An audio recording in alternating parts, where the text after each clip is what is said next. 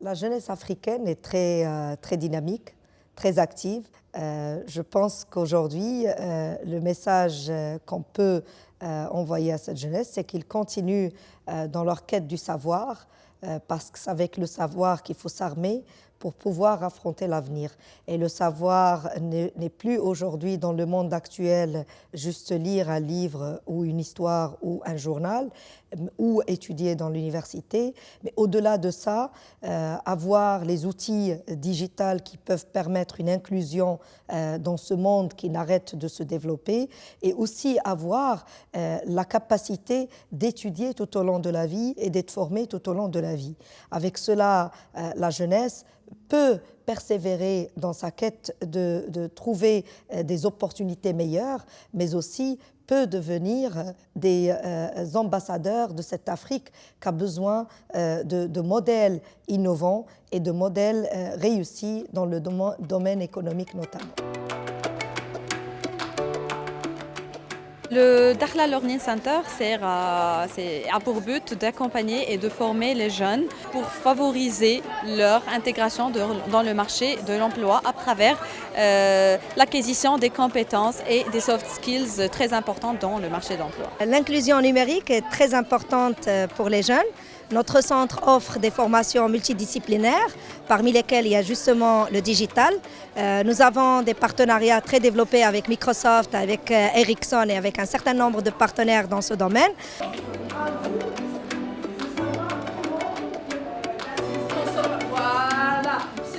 Nous sommes en train de faire un atelier dont le thème est le numérique au service des jeunes et de l'entrepreneuriat au féminin. C'est important de former cette nouvelle génération parce qu'à la base, on les appelle les digital natives.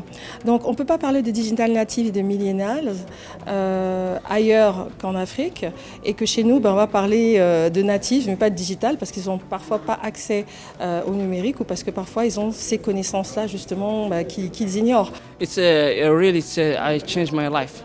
Because firstly, I have too many information, but I don't know how to do it in the same time and how to use it. Le Dakhla Learning Center a fait plusieurs réussites jusqu'au moment. Il existe depuis 2 ans. Nous avons jusqu'à un moment organisé un Dakhla Business Challenge qui est la finalisation du parcours entrepreneuriat. Ici au centre, on fait la sélection de projets innovateurs et surtout qui a un potentiel de développement et qui a quelque chose de nouveau. La première édition, il y avait 52 projets et après présélection, il ne restait que 10 projets.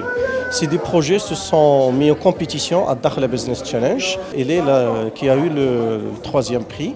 Donc son produit, c'est cet habit traditionnel du Dakhla qui s'appelle le Melhfa. C'est un habit qui est constitué d'un seul tissu. Donc elle a une idée ingénieuse de faire de broder et de faire la couture de telle sorte à ce que l'appareil, comme vous le voyez, est l'appareil naturel et n'est pas cousu, mais en fait elle est cousue. Et donc ça permet de vulgariser le produit et ça permet de garder l'originalité et garder son aspect traditionnel spécifique de la région de Dakhla. Je gagne la Business Challenge de la première promotion de la centre de Dakhla Learning Center. Ça nous encourage plus de faire des produits qui sont un peu différents, de faire des nouveautés dans notre région. Nous considérons que la visite aujourd'hui de Crans-Montana va pouvoir renforcer cette formation à travers les actions qui sont menées par le Forum en faveur des jeunes de Dakhla.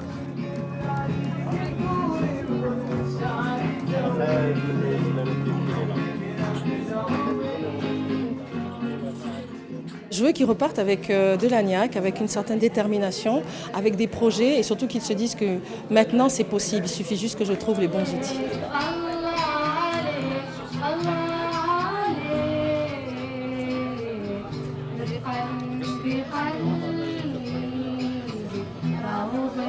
بقلبي